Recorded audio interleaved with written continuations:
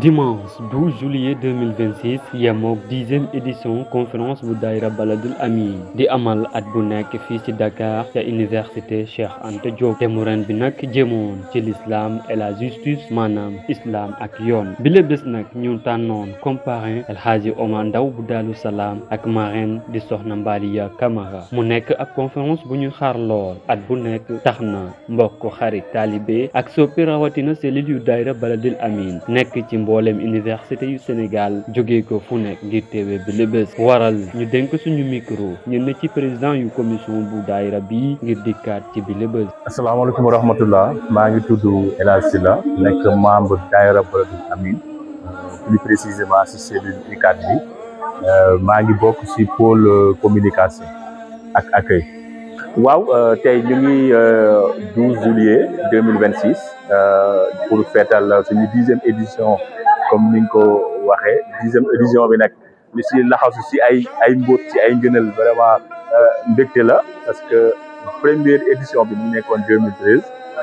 première édition bi sëñ bi moo ko sëñ Cheikh Ibrahima bi nga xam ne moo toog moom moo commencé woon après si diggante bi la ko waajur bi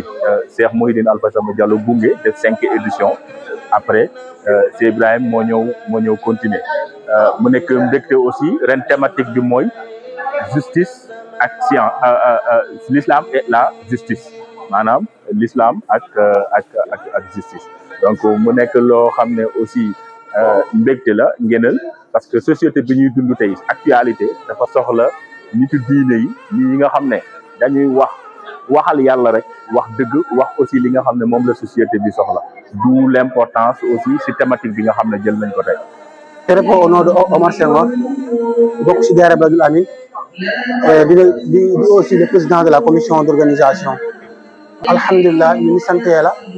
ñi nga xamante ne moom moo am lépp moo sañ lépp moo dogal lu ko neex ba buñ defee bés bi yàgg na yàggul ba tey ñu mun a agsi si ak jàmm ak salaam te tal ko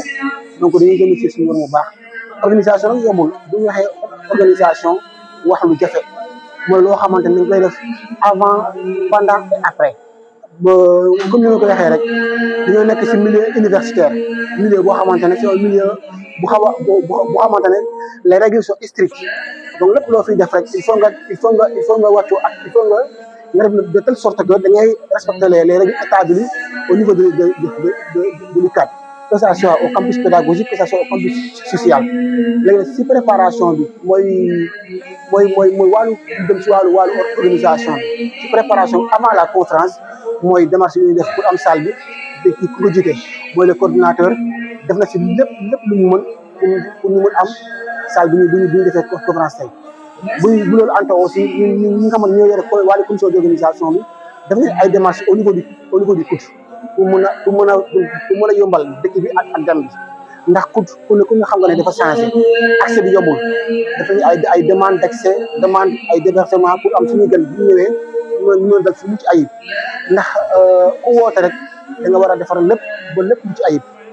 wàllu collaboration daara yi aussi yëgal nañ ñi ñu war a yëgal ñooy suñu ñaataango daara yi fi nekk yëgal nañ ci ñi ñu war a yëgal on a informé à tous les présidents du daara wala boog la majorité quand même concernant les autres cellules di cellule UGB muy cellule Kaolack di cellule Bambey cellule Thiès ak cellule Ziguinchor collaboration bu ñu ci def mooy créer groupe WhatsApp groupe boo xamante ne toutes les commissions ñoo ko bokk muy pôle organisation léegi si biir pôle boobu noonu dañoo jël ki nga xamante ne tey moo nekk Bambey le président de la commission d'organisation de Bambey ñu jël ko intégré ko ci groupe bi jël tous les présidents de toutes les commissions de toutes les cellules que ça soit Bambey Ziguinchor UGB Thiès ñëpp lañu intégré ci groupe bi comme ça bu ko defee ñun ñëpp ñu mën a xam kenn du am doon daal décalage entre communication bi wala liggéey bi. asalaamaaleykum wa rahmatullah maa ngi leen di nuyu di leen ziar di leen jaajëfal si kóolute bi ak si disponibilité bi maa ngi tudd Moussa Sow di président commission hygiène daayira Baladil Amine. waaw programme bi comme nuñ ko xamee rek avant la pendant ak après mais loolu yëpp am na foo xamante ne fépp foo si toll day am liggéey bu la war avant bi moom nettoyé nañ lieu yi su mel ni lieu salle de restauration bi ak lieu de la cuisine mooy fu ñuy toggee ak lieu boo xamante ne conférence bi fa lay amee mooy salle de conférence bi dem nañ foofu balaa événement bi nettoyé foofu ba mu set wecc lieu bi bu ñuy dalalee gan yi encore mooy salle de restauration fu gan yi ñëw dal fu ñuy ndékkee ak fu ñuy añee foofu tamit nettoyé ba mu normal pour gan yi ñëw mën a dal ci environnement bu sell en même temps ñoo ngi suivre hygiène bi bu baax a baax parce que bépp mbalit bu fi taxawal dañ koy ramasser yóbbu ko ci dépôt ordures yi waaw ñu ngi koy suivre bu baax ak comme ça ni collaboration comme yeneen acteurs yi yëngatu ci wàllu hygiène waaw ñoo ngi jokkoo ak ñoom ñoo ngi jox ay conseils mais nag amul benn implication bu nga xamante ne mën nañ ko remarquer mais ñoo ngi jokkoo ak ñoom ñu jox ci ay conseils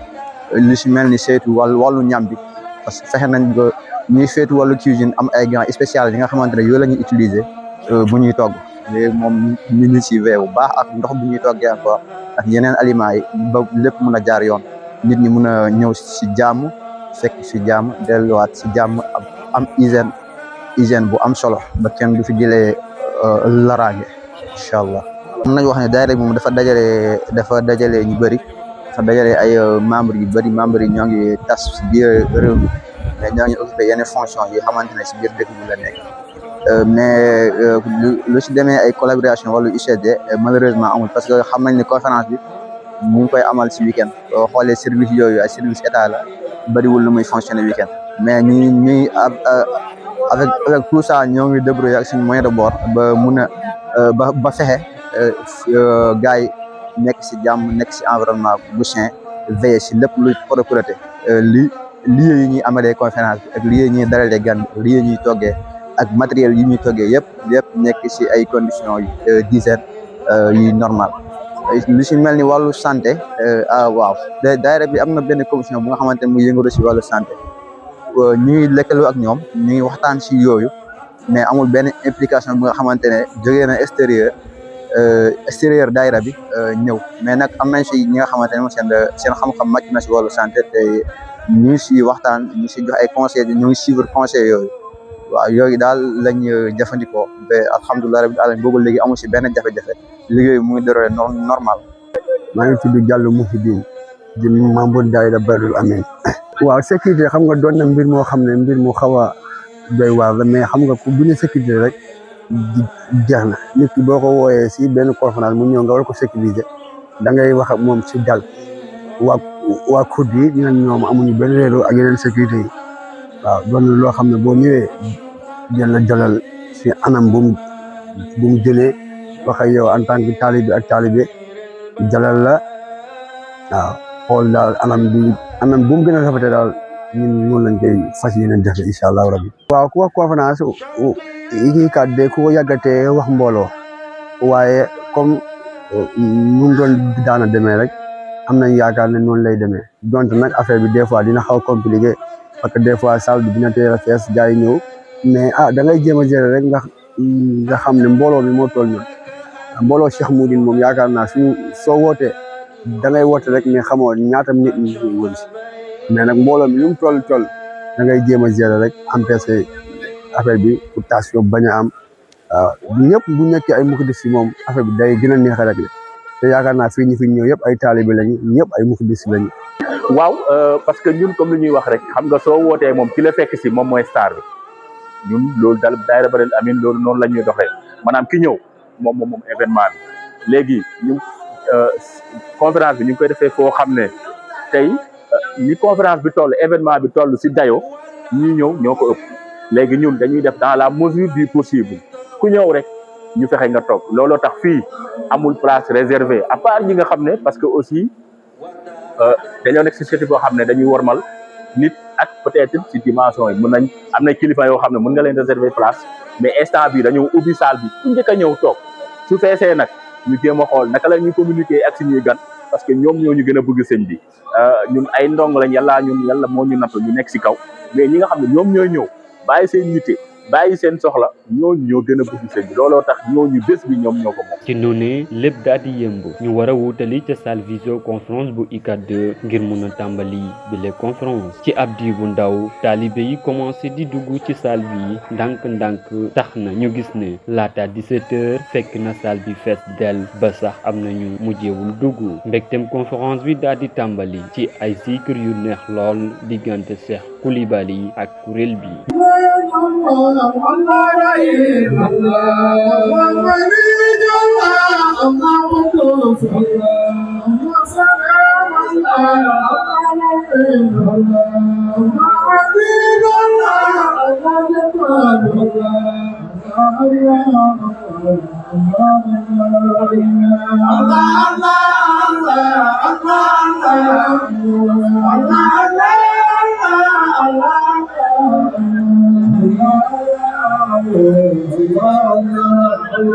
ñu gis délégation bu sëriñ bi di dugg ci ndànk-ndànk waral ci ab diir bu gàtt sëriñ bi daal di egsi ci biir salle bi.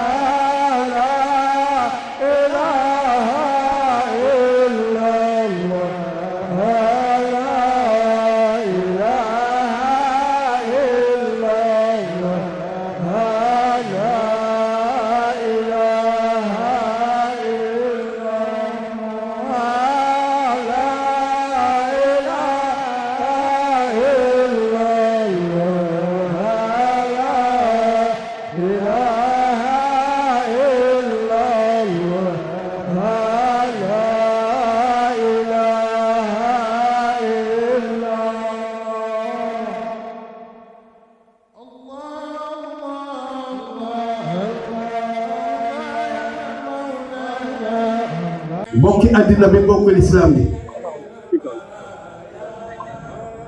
loo ngi amaan mbégte dajewaat ak yéen fii ñuy tuddee temple des savoirs nga xam ne bu dul réewu Sénégal foo mun a dëkk sa yite te ngay sàkku xam-xam mooy nga yegsi ba ci Cheikh Anta Diop yal nañu ko yàlla fayal. ci noonu conférence bi tàmbale ci ay discours waral président bu daayira Baladil Amine di Ousseynou Diallo jël kàddu ngir dalal ay ganam. bismillahi rahmani rahim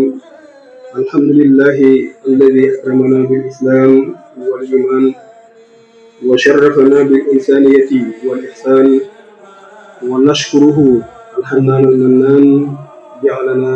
min ummati sayyidi bani Adnan. Commander, our spiritual guide, our reference, and let us try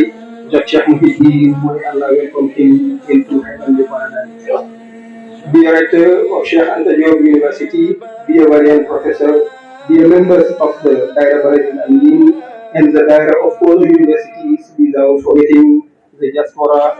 I'm greeting you all with the most respectful, the most powerful, and the most merciful salutation, which is Assalamu alaikum wa rahmatullahi wa barakatuh. Thank you for coming. My God bless you. Au nom de Dieu, le clément, le miséricordieux, louange à Dieu, le maître de l'univers, le clément, le miséricordieux, le souverain du jour du jugement dernier. C'est toi que nous adorons, c'est toi dont nous implorons le secours. Guide-nous dans la voie droite, la voie de ce que tu as comblé de bienfaits, non celle de ceux qui ont mérité ta colère, ni celle des égarés. Paix et bénédiction sur l'élu, l'éternel, Muhammad sallallahu alayhi wa sallam. Nos salutations à toute la communauté universitaire, à monsieur le recteur de l'Université Cheikh Anta Diop de Dakar, au corps professoral, au personnel administratif et technique, aux étudiants de cette auguste institution portant le nom de cette personnalité du savoir intemporel, Cheikh Anta Diop, aux invités venus de partout, notamment les autres universités du Sénégal, à tous ceux que la distance sépare de nous, mais que les prodiges de la technologie moderne rapprochent notamment notre diaspora. J'en profite pour faire un petit coucou à ma femme depuis l'Espagne. À tous ceux qui n'ont pas pu faire le déplacement, mesdames et messieurs, en vos titres et qualités respectives, le Daira Baladil Amin, de par la voix de son président, vous souhaite les bienvenus à ce rendez-vous marquant la 10e édition de cette journée de votre portée scientifique. Nos mots et bienvenue à l'endroit du Cheikh Ibrahim Diallo, notre guide et digne héritier de notre Wassila, l'intellectuel accompli, Cheikh Muhyiddin Abdul Karim Alpha Samba Diallo. Qu'Allah l'agrée et l'accueille auprès de son bien-aimé, le prophète Mohammed sallallahu alayhi wa sallam, dont l'héritage spirituel et spécifique et scientifique continue de guider nos pas et d'éclairer cette communauté. Mesdames et messieurs, la justice occupe une place si centrale dans la pensée islamique qu'elle n'y apparaît jamais comme une simple vertu parmi d'autres, mais comme l'un des noms même par lesquels Dieu se distingue. Rendez-nous le juste par excellence. Le Coran ne se contente pas de recommander la justice, il l'érige en commandement absolu, placé au même rang que l'adoration elle-même. Mais de quelle justice parle l'islam? Est-ce la justice comme institution ou la justice comme disposition intérieure, comme rectitude du cœur avant d'être rectitude du droit? La tradition prophétique nous enseigne que les deux sont indissociables. Le prophète Mohammed sallallahu alayhi wa sallam fut lui-même juge, arbitre, gouvernant, et sa sunna rose d'exemple où la justice l'emportait sur le lien du sang, l'amitié ou même l'intérêt de la communauté naissante. C'est cette richesse que notre 10e édition se propose d'explorer aujourd'hui sous la conduite éclairée du Khalif Cheikh Ibrahim Muhyiddin Samba Diallo. Permettez-moi avant toute chose d'adresser une pensée pieuse et différente à la mémoire de notre regretté parent, Feu El Hajj Omar Ndao de Dar es Salaam. Qu'Allah lui fasse miséricorde et l'accueille dans son paradis, dans son vaste paradis. Il fut une personnalité dont l'attachement aux œuvres de savoir et de foi demeure par-delà la disparition d'une source d'inspiration pour notre communauté. Puisse cette édition perpétuer dignement l'héritage qu'il nous a légué. Nous adressons cette même pensée recueillie à la mémoire de notre regretté marraine, Feu Sokhna Maria Camara, militante guinéenne qu'Allah l'agrée l'installe parmi ses vertueux servantes. Que le Tout-Puissant les accueille tous deux dans sa miséricorde infinie aux côtés du prophète Mohammed sallallahu alayhi wa sallam. Avant de prononcer les mots de conclusion, permettez-moi de rendre un hommage mérité aux vaillants membres du Daira Baladil Amin, du Sénégal et de la diaspora, ainsi qu'à toutes les cellules. Votre disponibilité sans faille, le sens aigu des responsabilités et le dévouement au devoir ont été les artisans discrets de la réussite de cette rencontre. Où que vous soyez dans cette salle, sachez que vous recevez à travers ces mots l'expression de ma pleine entière satisfaction. In fine, mesdames et messieurs, nous adressons des prières pour notre vénéré Cheikh Mouhidine Alpha Samba Diallo, qui nous a indiqué le chemin de la vérité, chemin auquel nous comptons nous agripper jusqu'à notre rencontre avec le Créateur. Que Dieu soit satisfait de lui. Nous ne saurions clore notre propos sans rendre hommage à l'un des nôtres, étant à la fleur de l'âge, Mohamed Sadik Diallo. Que la terre ici au sort nous soit légère et Dieu l'accueille en son paradis éternel. ñu ngi leen di sant bu baax di leen gërëm di leen ñaanal jàmm ak tawfeex te di leen masawu bu baax a baax ci coono bi leen teg temps bi tàng na lool temps bee ñu dem maa ngi jégalu bu baax a baax lii nag ñu ngi wane ne war nañ ko tuddee jéem a uri ko te incha allah rabbi dinañ ci bàyyi xel pour mu gën a yaatu mbir mooy yaatu te fañ koy defee yaatu foog ñu ko yaatu ngir ñu def ñëpp ñëpp ñu fa fekk ci jàmm asalaamaaleykum. waxtu bi jot al xalifa Cheikh Ibrahim commencé waxtaan bi ci fàttali te mu ren bi jëmoon ci l'islam et la justice. li ma gisee salle bi bindoo ko li borom xam-xam yu naan pragmatique conférence bu pragmatique laa gis tey conférence bu technique conférence boo xam ne dañ koy tënk ci ay simili yu gàtt ñaan borom bi subhaanahu wa taala mu lamboo njëriñ yoo xam ne dinañ ci teg suñu tànk ba déwén ak jàmm incha allah. am na ñeewental ci yéen lool am na yërmande ci yéen lool am na xol yu tooy lool ci yéen ndax it li yàlla dogal jaam dafay nangu bërëb bi ñu nekk tey àdduna mujj tey bërëb bi ñu toog nii di amphithéâtre wala di cadre ku tedd kii ku baax kii ku yiw doon kaar bu rafet bi mante bu bleu xam ne boo ko gisee sa biir xol da ngay yëg boo xam ne sa làmmiñ daf koy tudd jot na tey ñu xalaat ñu nekk lu ñuy def ba gën a yaatal béréb bi sama woy yu ne ni ñuy toog ñu ngi ñàq ba tooy xet am na ku ma jóg sànq jox ko loxo dimbale ko mu yéeg dafa jagadi ñu mel noonu ñu fi ne bëri na te jullit ngay woote ci diine yàlla tere ba safaan na ci am bëgg naa ñu pencoo loolu xalaat ci incha allah yàlla na ko yàlla yombal. maa ngi sant borom bi subhaanahu wa taala borom bi nga xam ne mooy ki jiitu mooy ki njëkk mooy ki mucc mooy ndeyjoor mooy càmmoñ mooy bët jàmbaar. ginnaaw gi alxalifa Cheikh Ibrahim soññaa taalibe ci liggéey ak jaamu yàlla tax na di ñaan boole membre yu daayira Baladil Amin taxaw temm ngir changer bërëb bi ñuy amalee conférence bi li ndax saal bi li attanatul bi le ndaje tax na di rafetlu bu baax lool liggéey bu daayira Baladil Amin bi ñuy amal at bu nekk. nañu góorgóorlu nañu téye seen diine nañu téye seen pas-pas